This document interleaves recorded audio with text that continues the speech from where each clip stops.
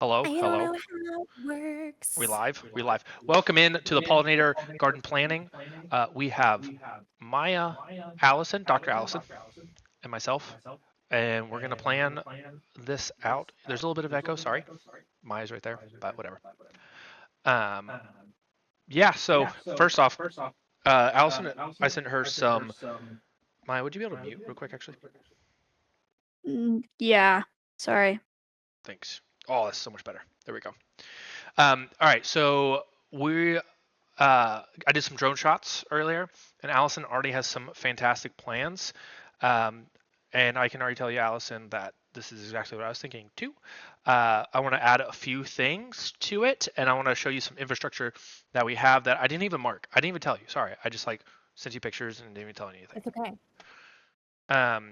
And Maya, what kind of budget do we have on this? Muted. Dude, Halloween Discord sounds are so crazy. They're horrible. Even the muting and unmuting is crazy. Pokimane donated $25,000. Very, very, very, very, very generously. So Thank quite you, a budget. Pokey. Thanks, 25? She donated Yeah. 25. Am I wrong about that? No, you're not wrong about that. I just don't remember. I'm pretty certain it was 25. Okay, well, that needs a bigger mural. She's getting a stepping stone. That's crazy. So, all right, well. For the record, she donated $25,000. I was like, oh my God, we want to do this pollinator garden. It'd be so cute to do Pokey's pollinator garden. And she was like, yeah, that'd be awesome. But originally she just donated because she wanted to. Yeah. Okay.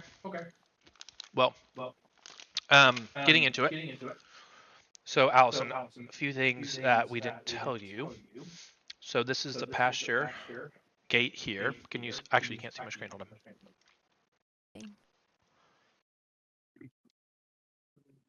And I don't know if based off of my guesses if I got stuff right or wrong, but it's just kind of like looking aerially what I can see as far as like soil and drainage and slope. No, turn that off. That messed Okay, up cool. all the views. Hold on.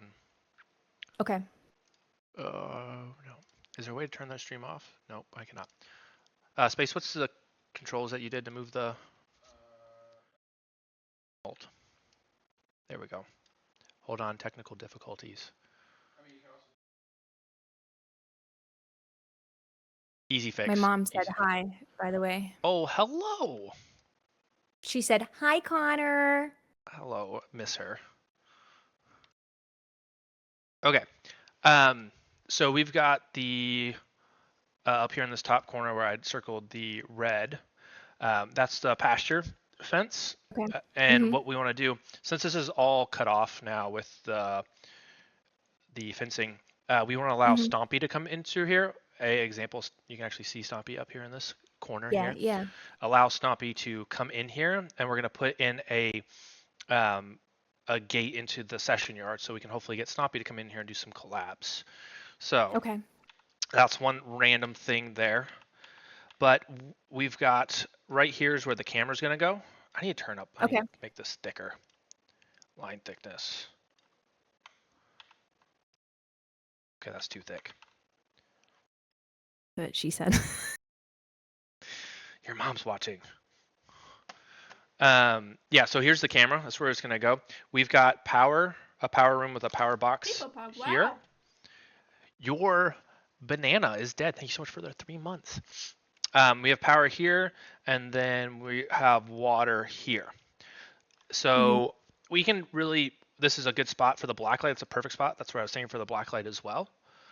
And we can put up that sheet that we were talking about with the plywood onto the back of the pollinator yard. Could you tell people what the blacklight is, Dr. Allison? Yeah, so we're making a freestanding one-sided structure. So basically traditional, like when entomologists like go and do blacklighting, we do like a freestanding panel. And like when we did the blacklight streams in Arizona, we had like bugs on both sides, so we could walk around and there was a black light that sat on both sides to get insects. That's generally because we're building like freestanding structures. But what me and Connor thought of was almost like a single-sided structure, because cams aren't going to go on both sides, right? We want the cam to go on one side. And there is this business that makes these specialized black lights for insects that require a lot of really low energy, but are like the perfect frequency to bring in bugs. So Evan actually got us on and recommended these black lights, and they're the ones we use in Arizona, and they're fantastic. And so Connor's going to build like a freestanding structure on one side that we're going to put some sort of like weather resistant fabric onto, and we're going to test the level of like blend fabric that we can use, like WeatherTech blend, and still get bugs on it, and then have that black light there that we can turn on and off for bug hunts so that we get some stuff, which will be absolutely fantastic. So yeah, that's kind of what I'm thinking about. And why I put the black light there is because it looks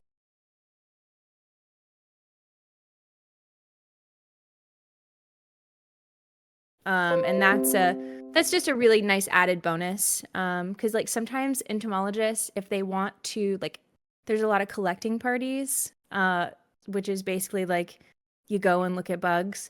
If it's at a certain person's house, they will like prepare by painting trees with beer to attract different moths and other stinky insects, or like other like rotten materials, and kind of stage it. And then so this is kind of a way that we're going to stage it to hopefully bring in more insects. That's cool. So I can put beer on the cedar and bring in some. It's not, yeah, you paint trees with beer. It's a tried and true. One of my professors had it in a spray bottle and go spray down the trees to bring in those beautiful big moths. That's awesome. We should do that. Maya, do you have anything to add about the blacklight? The one thing we talked about with the blacklight is the frequency of use. I don't remember if we talked to Allison about that or not. So it won't be on like every night, and it won't be something that you guys can turn on. It'll be turned on for like special events and stuff. And then something that might be too detailed right now, but one thing I was thinking about is, I think Connor's ideal is that it's like a permanent setup, so we just have to turn the light on. I'm unsure how to make that a permanent setup, because I think that a bed sheet is going to degrade pretty quickly. So I don't know if there's another material that we can use that would last longer and be like okay out in weather, or if we just need to replace or put out the bed sheet every time we want to use it. Allison, didn't you say like we could use a black light pretty frequently? And also we kind of already mind melded about that degrading fabric, and so we're going to test like a industrial strength canvas, and then also like a WeatherTech Sunbrella blend, which is kind of like a plastic polymer blend fabric. It breaks down a lot less quickly. It's just, as far as like what kind of counts we'll get on the sheet is something that we can do some research into. So Connor got two like more durable options as far as that longevity outside. And we've got a good idea. So we got two of the black lights we're going to hang down from above, because they're just to bring them in. I thought it was like to illuminate them. And then I was talking to Sparky Nick. He's excited to do like some really cool lighting for it. He wants to put LED strips on the outside of it, on the edge, to light up all the shadows underneath. And then we'd have the spotlight on it for stream. And that's all going to be remote control, like a command. We'll just have a command in chat to turn it on and off. And we'll be able to monitor with a cam, make sure we're not using the black light too much as well. But I don't think it's gonna be there's a lot going on tonight, so I don't know if we would really turn that on, other than if you guys are Allison or Evans in there. So it'd be a great thing for bug hunt, definitely. Big time. Earlier I saw, I think Wazik said, is this pole here for the camera going to be too shaky when zoomed in? When it's windy, yes, but I can look to put in a better pole in the future. We can test this one first because it's there. It's super easy. But if it is too shaky, we can The new cameras we're gonna get too, we're gonna have electronic stabilization on it, so it's gonna be beautiful. It's so good. I use it in hurricanes, and it stabilizes all the wind and doesn't really look like there's a hurricane, which is really cool. Awesome. So with water, do you think we should do soaker hoses?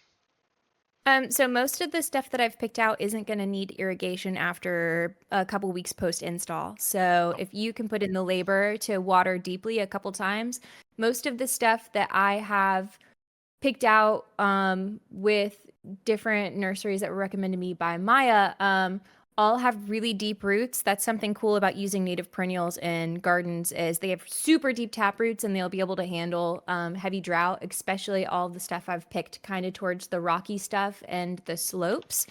So it will need semi-intensive watering after install a couple weeks before winter, and then you can taper off. So you don't necessarily, you can if you want, but it's not going to be a big issue in the future.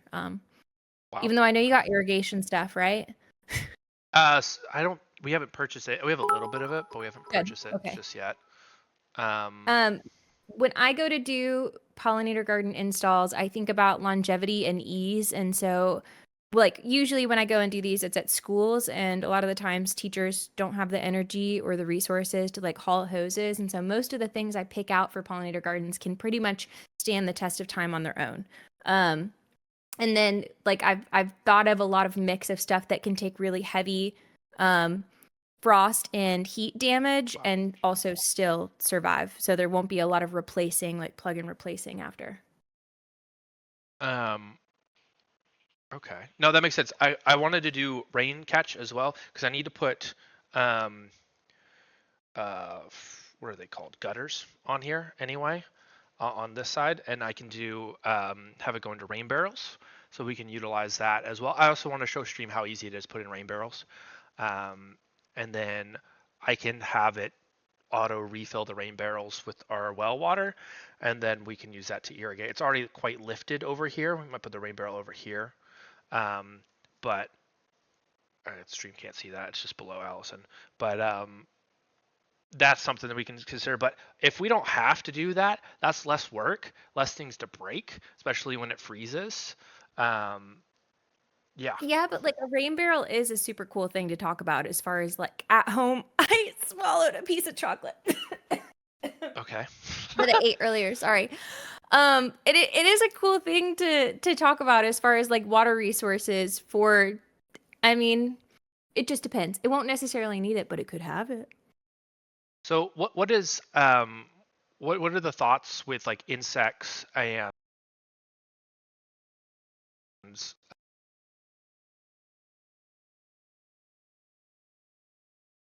why does it keep disconnecting? What disconnected the stream? Yeah, the stream did. It should be back now.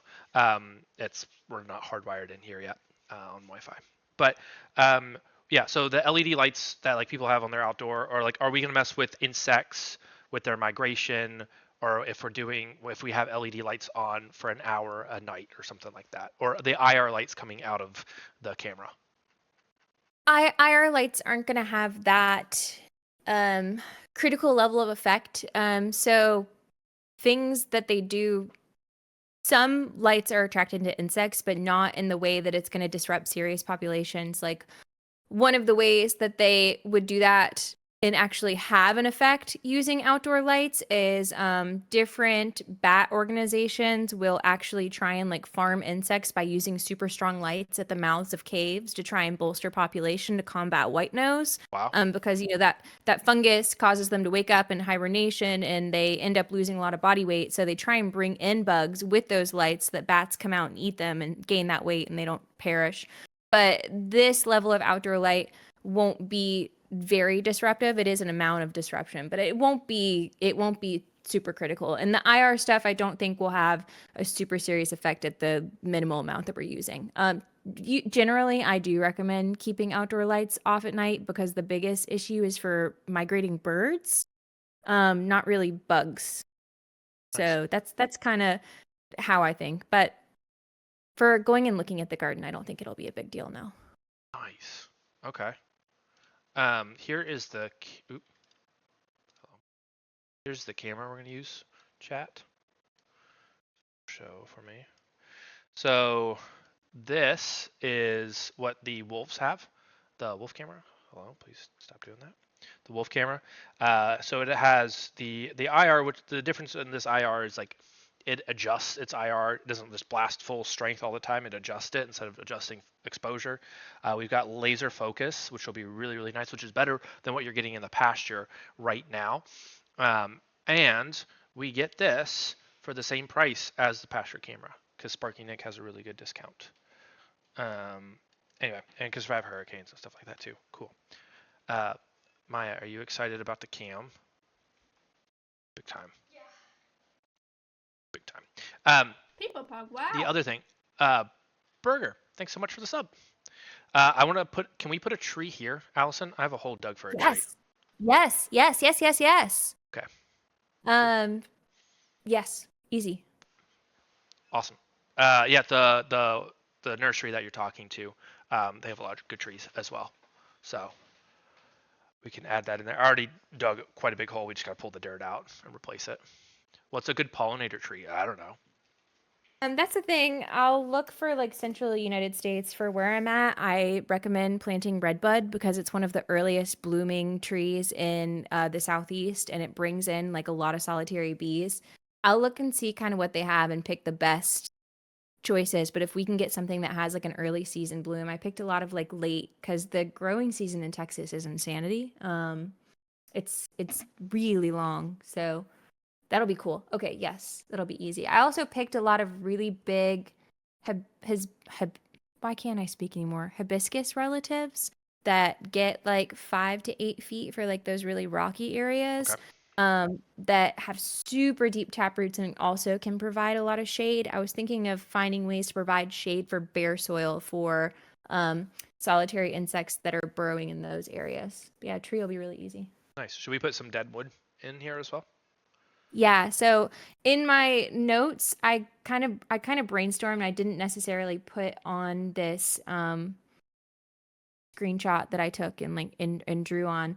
I think it'd be really cool to do a freestanding bee hotel structure with decaying wood cores. So I have an example of the ones that I build at work. If you scroll down to the very bottom, there's a picture of one, and so I use generally fresh cuts from like leaf and limb pickups so that it reduces waste. And anywhere from like if you have a couple like 2 to 3 inches in diameter, 3 to 4 inches diameter, and then 5 inches in diameter and above, and then we drill into that. And when you make a freestanding structure, you can pull and replace really easily. So if you take care of the box on the outside, then you can just replace the inserts, and that kind of mitigates that need to clean because you can remove and then go move into the garden your soil and then replace. At the bottom where you see my brain, some of my brain notes. It's totally fine. If you go all the way down, so that is an example of like a freestanding structure. You would probably like put that on a post in the garden and make it much bigger. Okay. That one's hanging on my tree. And then those cookies, you just pull out and replace, cool. Which I think is really nice. Yeah. Really easy method. Nice. Little bug hotels, right? Yeah. Yeah. Nice. Okay, so then are we just going to place that like maybe on the perimeters? I was trying to think of like where I'd like it to go. Generally, a lot of gardens put them in the installs, but I think it'd be kind of nice maybe on the perimeter. It needs to get some amount of sun, but it can't bake all day. So it needs to be in a place that's gonna get some shade. And generally getting morning sun is the best. So like wherever we may think to put that, morning sun's generally the best, and then you want it to get a little shady in the afternoon. Okay. Yeah, that might be a little tough. I mean, the tree will help up here. We've got wood posts all along here to make it easy to anchor into. Wood posts over here, they can't see it, but it's behind Allison.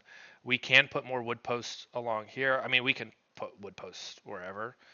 It's going to be a pain to dig, but that's why we have Colton and Nick, and maybe some volunteers come out and help dig some holes. So I would like to keep the area that is like where you have that nice lattice work, the trellising, free and like unobstructed, so like the cam can get really good shots for Okay. ID. So like the stuff I put there is basically like crack for bumblebees. Because if Oh. we're looking to target bumblebees, I picked a lot of plants that will be the most attractive to like the really gorgeous flying insects and then bumblebees as far as like working on, you know, chatters, getting screen grabs for IDs. That place will be a really rich area. And it's also, you can have those smaller pockets that you can kind of plant around too. Okay. We've that's enriched topsoil in there right now. We're gonna do a little bit of work to keep some of the soil in here on the edges. That's starting to slip Mhm. out, but Usually if you click on one of the frames, it'll pull up all of us together. That's what I did. Or click on the... Yeah! Beautiful. all right. Well, the stream is back. Maya, could you tell us we're not just building this or why we're building this pollinator garden and how it's not just to build a pollinator garden for fun? Yes, smile. So our plan for the pollinator garden, you guys have heard me talk about this before, is to build it out as like a Alveus research station, if you will. We want to make it a big community science project where you guys are the scientists. So we've had a lot of work done by Strange Cyan and PJE and Matt, but primarily Strange Cyan, of building out this system for you guys to screenshot, upload ID clips of bugs and stuff like that. And we're gonna take all that data and make it into some really cool research, because we're able to collect so much data with your guys' help. So the plan is for this to be Alveus' first big like community science project. So it's not just going to sit there and we walk collabs through every now and then. It's going to be like an ongoing research project. And someone asked about AI earlier. Um, I would love to eventually use this data to train an AI model or machine learning model. Allison, are there any current ones out there that you know of that are pretty powerful for bugs? There are people that want to use machine learning to identify insects, but the really frustrating part is that it doesn't pick up on a lot of the nuances that you would need. There is someone that's doing some machine learning research with like cryptic species and trying to find differences morphologically, so like how they're physically shaped in like certain body parts, but whole image machine learning isn't there yet. And that's something you still need an entomologist for, to count, you know, tarsomeres on the leg of a beetle or something like that. Gotcha. So it's, people are looking at it, but it's kind of a slippery slope. Yeah, I can see that. It'll be yeah. We'll see how this goes. Maybe we'll see. It's a pipe dream of mine. But I love that kind of stuff. All right, so the rock. So right here, this part is a pit we dug out, put a bunch of bull rock in there, and have a pipe going out here because we're having flooding issues because this is all downhill. We're having flooding Interesting. issues going into the barn. So we can come in, we can cover this because it's a deep pit, and we can plant on top of it if you want to make it a water garden. Um, but I was planning on just like leaving it be a bunch of rocks. So feel free to do what. Well then, okay, okay. Sorry, I didn't mean to interrupt. I No, got no, you're fine. excited. What were your My brain thoughts? started working. If it is just a deep pit of rocks, there is so there are like rock garden-esque plants that I put over near that area, like globe mallow specifically lives in rocks. We could plant around the perimeter and keep that, and they can kind of serve as a like an edge barrier for soil sediment to prevent soil sediment pollution. So if we put some plants around there before the rocks, they can act as like a vegetative buffer that we can use to prevent soil erosion. Soil sediment is the number one pollutant. Funny enough, in our water systems, it's soil sediment. And usually that soil sediment is contaminated with pesticides and other things, but we can kind of do that around there. So that's good to know. Okay. And then we're gonna build this part we need to leave open here because that's What? gonna be um, Stompy's part of Stompy's Okay. splash pad. So this is like where the pump and stuff is going, because we have another water source right here that we can tap into for over here or here if we need to for some reason. But we're building. And so, yeah, I was kind of thinking we're not planting the entire thing. And like the red areas I have were kind of spaces that I would generally leave open. And so that can just be another one of those. Because I was trying to think of how would you walk people through here if you wanted to. And that's kind of the direction I was thinking as far as.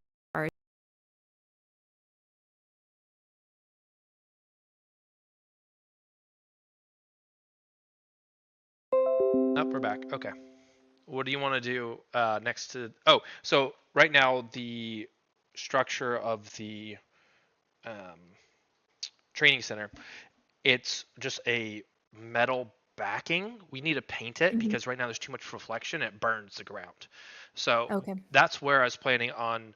A, we built a blacklight kit into there. B, that's Mhm. where we have the Pokimane pollinator garden mural. And when I mean mural, it's like we're probably buying stencils and doing the spray painting of it, because having Maya out there do a huge what's the distance on that? It's like, I don't remember the length. It's 50 feet long. Yeah, Maya doing a The 50 building. foot long mural would suck. So we'll probably do some cool stencil stuff. And there's a good bit of erosion right here. Do you want, coming off of this roof here, do you want gutters there, or do you think the plants that it's hitting could handle a little bit of water? Because we're going to have gutters here probably, for sure. I just made it full screen and scared the bejesus out of myself. Um, you're gonna need gutters if you want to protect that blacklight setup. Because that spillover that would go onto that, it doesn't matter what kind of fabric it's made out of. If it's out there in the elements and it's getting that amount of rain, especially with those heavy downpours, it'll be really bad for both the lights and the system. Gotcha. Um, I definitely think you'll have to put in gutters. I kind of with the heat of the building, I'd probably wait to do stuff until the mural was finished. But I was like, I'm really in love with these things called firecracker ferns. They're like these beautiful flowing shrubs that attract a lot of hummingbirds. And they bring a lot of birds into the garden, which are interesting. And they actually slope and fall away from a structure. So like one of the issues with gardens that are like right up next to a building is they end up like crawling up on the building, potentially degrading it, or they like move into that space. And so these actually like fall away from it, which I thought would look really pretty. Um, Yeah, I like that. and they bring in kind of a different element. They bring in hummingbirds. It'd be cool to get a hummingbird on a cam, right? I want to It'd be build a kind of specific hummingbird camera that like looks at them as they come in, like built into the feeder. Ooh, yeah, so these are really long tubular flowers in like this pretty evergreen, and it's like a long season blooming plant. And so the common name is like firecracker fern. I have a picture in that document. If you want to look at it, I don't know what page. There it is. But they're gorgeous, darling, and they slope away from the structure. That's kind of what I was thinking as far as like large plants that we don't do a whole bunch there, but they kind of move away from the space. I thought that might look kind of nice, Yeah, especially I like next to that. the black light. So then we have our that was my idea. I don't know why the stream keeps failing. It's crazy. Space, has the stream ever failed when Maya's streaming from there? That's this PC. I gotta swap this PC out anyway. Sorry, Allison. I had to restart my computer 5 times today. It almost didn't work for the stream. Jeez. That's funny. I don't. Have you announced that you're what you're doing in Texas and when? Do you want to? Am I allowed to? Yeah. Okay. You screamed so loud that the mic cut off in Discord. So say that again. I'm coming to Alveus When? next week. Is it really next week? Yeah. Oh shit. Okay. All right. Surprise! So, yeah, I got a lot of work. So, for that brings me to my next question. What do you want us to have done before you get here? And one thing I will say is I can look at gutter companies. I don't know if it's going to rain by the time you get out here, but I'll see if they can come out. But I can go ahead and get that backdrop painted because I think we want to use a sandy color, like it's called Patience. All of our other structures are kind of like the sandy color, so it reflects light, so it's not too hot, but also it doesn't reflect too much light. If that makes sense. Some things I need to do on my part is figure out with maybe you and Maya if we can get a delivery of plants with the amount that we may have to order. As far as like the plant order goes, I really want to get that settled before because I want to have some plants for install. It doesn't have to be all the plants, but definitely groupings that we can start off with. I don't really think that they're other than like painting the exterior of the structure, and then the black light's going to come in next week. Maybe You can talk, Maya. I just mute myself when you do. Hooray! Nice. Yeah, you don't want to do some sort of barrier here? what do you think? It's up to you too. The soils are necessarily need it. awful. You gotta put. We have some enriched soil that we're gonna have, that we can put in here that I've got extra of. Okay. So yeah, Definitely don't hold that soil go ahead in that like kind of corner area, amend that. But as far as like where the black light goes, you want to keep it nice, compact soil, just so that you don't have a lot of mess. Yeah, kind of around there. That'd be really good. I mean, unless do the firecrackers like the compact soil? No, not really. Oh, okay. Yeah, I'll put some Or topsoil. How much topsoil? Like 6 inches topsoil, okay? That'd be great. Okay. 6 inches. I want to craft. Is that sound it disconnecting every single time? Yeah. Let me see that beetle shirt. Show it off. That's cute. I like that. Thank you. That's sharp. I'm wearing my Talladega shirt. Nice. Hell yeah, I don't know what that is. That's race car driving, baby girl. Oh, sick. Right tail Praisdale. Let's go. nothing like a race car. I hope we're not connected. Oh, we are. Oh. That was so triggering. Oh God, Allison's gonna be here. I'm sick that week. It's gonna be great. And they say call on Mondays, so it might be something that we work together on Monday to see if we can't put an order in advance and get it delivered. Because we'll probably have to order a somewhat large quantity of plants to kind of fill the space. And I mean, just for chat, recognize that it's not going to be a filled-in garden when we put it in, right? It's going to be somewhat sparse, and then in the summer, it's going to take off like crazy. But these are temperature adapted perennial plants. So what that means is they can handle the winter. So usually I would not recommend doing a pollinator garden install this late in the year because we have winter. But because these plants are from Texas, they're from the same area, they're adapted, we don't have to worry about that because they're spending their time outside anyways. So this just kind of gives them an extra start. And I will recommend that we do fertilizer in the spring with some sort of compost if we have sources, but no fertilizer before winter because we don't want to start them in a really high slope of growth to then get stunted with winter. So we want to just leave them, let them adapt, settle. They'll look kind of scraggly, and then give them a nice compost amendment in the spring, and then they'll take off like crazy. Cool. Easy. Okay. And then what kind of pathways do you want us to build? Like, what do you want to just dust? Do you want to I thought stepping stones would be really nice. So what's really cool is that in gardens where they do those like flat shale type stepping stones, bees will actually come in around the perimeter of those and tunnel and create habitat in between those stepping stones. And I also think they'd look very nice with the concrete mosaic stones I want to make. I want to craft those so flippin' bad and have like a Pokies pollinator garden and I don't know, like an Alveus sanctuary stepping stone, and like we craft those. Hello, Joanne's. I want to make mosaic stones. I think you and me, Maya, could have a lot of fun with this. Oh I mean, yeah. I wanna make them as well. We can make a P and an O and a K and an I. that would be perfect. And an then M and an A and an N and an E. and everyone can step on them when they Yeah. Well, no. yeah. No.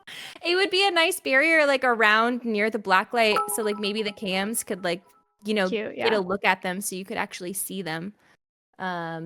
It'd be cool to have them in an area that would be like nicely displayed, especially if they're going to be pretty and add some color when everything's not really going to be in bloom yet. If I participate, can I make a penis one? No. Alright, I'm not participating. Salvia, okay. And then That is like that's specifically that genus of plant and that strain, so like that breeding monoculture of plants is like crack for bees, especially bumblebees. It brings in bumblebees like crazy, and so if we're working with partners to build this as a research demonstration garden to focus on bumblebees, we want to bring in plants like this that are going to attract them and bring them in. Excellent. I have worked with them in like the trial garden, where I'm at, and it is insane the counts that you can get in the diversity. So I want to bring in something like that. that's awesome. Okay. There's Turk's caps. We're familiar with those. We got those in our parrot aviary.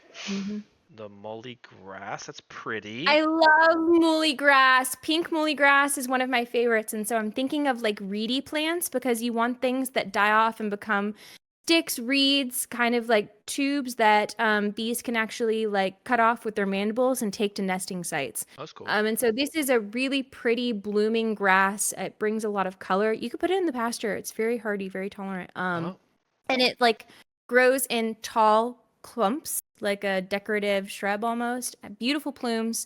They don't do much as far as they're grass, right? But those reeds serve really well in the winter season. So like offering them a different resource other than just food. Interesting. Okay.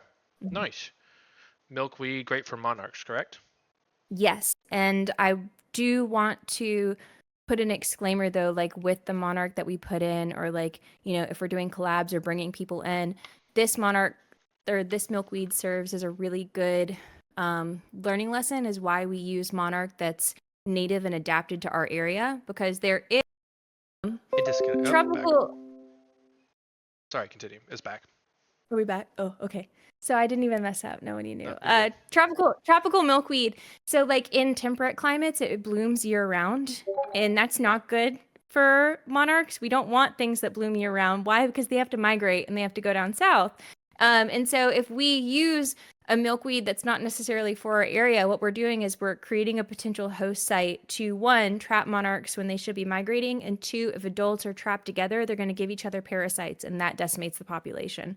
So like when we're using these milkweeds, I have really good recommendations for every area, and we can work with other partners to give out those documents to chat. We just want to make sure that you're using the right stuff for your area, not just if tropical milkweed is for your area, great, but we don't want a season round bloom. Gotcha. Good to know. Because then we're going to give the monarchs parasites. Good. We don't want to do that. Question. I've seen that they're putting some stickers on monarchs that have Bluetooth connectivity. And we have given 6 gift subs in the channel. Thank you so much for the gift. Gifted sub. Yeah, we can put out a little Bluetooth way station that will let chat know when those tracked monarchs come into the pollinator garden. So that's one thing I would like to do. And I think monarch way station. We can also do our own tracking, right? Potentially, yes. I'm not going to say 100% sure, but we definitely can participate in a monarch way station and be one of those groups. It's really popular, super easy to do. So we can be a part of that as well. Okay. In the future, would love to do monarch breeding if it's possible, but Fossipri subbed for 4 months. It's labor intensive. It's a labor of love. So something you have to be really cognizant about monarchs is when we breed them inside and we release them outside, there's always a chance that they're not going to do well because they don't have the natural microbiome on the outside of that cocoon, and they're not introduced to that when they're emerging as they would be outside. And two, they're really sensitive to bacteria and pathogens and so when you rear monarchs like in your lab or like in your place, they have to actually have like some have dips of like antimicrobial or like disinfectants to make sure that they actually emerge and make it. Different things we can look in participating. I have a lot of girlfriends, a lot of friends who do that, but that's just something cognizant to think about. You're gonna have to have that space available that's like pretty sterile along like maybe with the bugs. Maybe in the future. Cool. Noted. Nice. Can happen. The mist flower. Okay. I love mist flowers. That's beautiful. Very That pumpkin globe spice latte. mallow. So that is actually a rock garden type plant. So that we could use as a vegetative barrier for soil sediment. So they do really Nice. well in super sandy, rocky soil. So We need that's to why I plant thought about that one. Alveus. We're doing a lot, trying to do a lot with erosion control because it's a big Mhm. issue here. So, cool. We'll talk to you about that too. Sorry, my Alice and I had been talking. Is there anything that you would like to talk about? I saw a couple questions in chat. I think I've talked about this before, but never in like a, not that this is in like the most formal way. But some questions about how this works. So the whole story, right, is that Alice and I went to an invertebrate conference, and Xerces, who you guys probably know because I talk about them all the time, is an invertebrate conservation org. And the executive director of Xerces gave this talk, and he talked about community science and talked about a study that they did where they got a bunch of observations, and the number was somewhere around 400 or something like that. And that's what got us thinking about Alveus and community science, because we have access to so many people in so many places, and we can just get buttloads of data. So that's what inspired us to get involved with this project. The way that it's going to work is, as of right now, we're calling it an Alveus Pollinator Census. We're going to have a page on our site, or like a web page essentially, where you guys can submit screenshots and videos and clips and stuff of what you see on these cams. And then there will be a process for like voting on IDs and then people coming in and confirming IDs. Oof. Or filming. We have to film World's Wildest tonight. Oof. All right, might be back up now, but I did swap to that one space because it was crashing. Do you want me to swap to it? It doesn't matter now. Whatever works. Well, Hello? they died. That's weird. See the chat if you don't look at the little thingy. Can they hear me? Yes, you can keep talking. Cool. There'll be a system for confirming IDs, and then all of that information can go to Xerces, and we can process that data. I don't know if you guys heard anything that I said about Xerces. We are going to be working with Xerces on this project. We don't know exactly what it's going to look like yet, but we're working in partnership with them to make something that's actually going to be useful, research-wise, for invertebrate conservation. And then obviously Allison is here because we are useless without Allison. Oh, you're useful, but it's going to be really nice. Something I think that Alveus is doing and needs to be put on record is the fact that, we're not watching these cams for no reason. We're learning something out of it. And so demonstrating that you all as a community together at Alveus are learning critical things and doing research and making impact. And so this is just going to be one way that we can document it and show the power of this virtual sanctuary in a research capacity with all of the other bigwigs that are doing science. It's going to be amazing. It's going to be fantastic. And Becoming big dogs. I'm so excited to use your little brains for good. Your tiny, stupid little brains. Your bug brains. No, it's really, really exciting, because Alveus is like So we know how powerful it is as a model for education, but it'll be really cool to like have some actual data to back that up, and to be working with people that are really doing the research and stuff like that. So it's a new era for us. Panda, thank you for the $50. 50 whole Thank you so much. Panda Thank Poxy you. donated $50. $50. $50. Thank you so much. So that's the plan. Did that answer you guys' questions? Essentially, there will be like a web page, and it'll be a little gamified too. We're thinking Pokedex. We're thinking collecting all the bugs. We're thinking it'll be cute. We got stickers on it. It'll be cute and fun and fresh. You won't even feel like you're doing work for free. And leaderboard. And a leaderboard. A Ooh, leaderboard. ah. Science is fun and cool. Cool.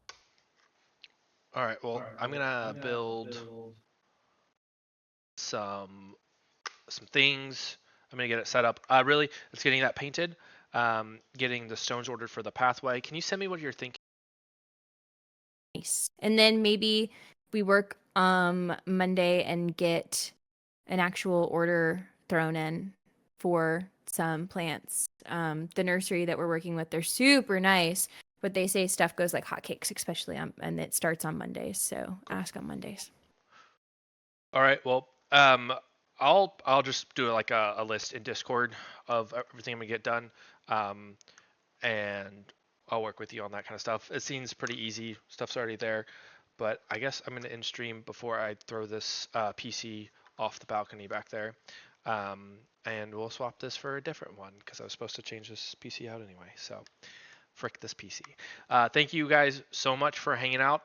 Maya, Allison, chat. It's gonna be a good time. Got a lot of diggy to do. So Digging up those holes and a lot of that. All right. Go bye. bye.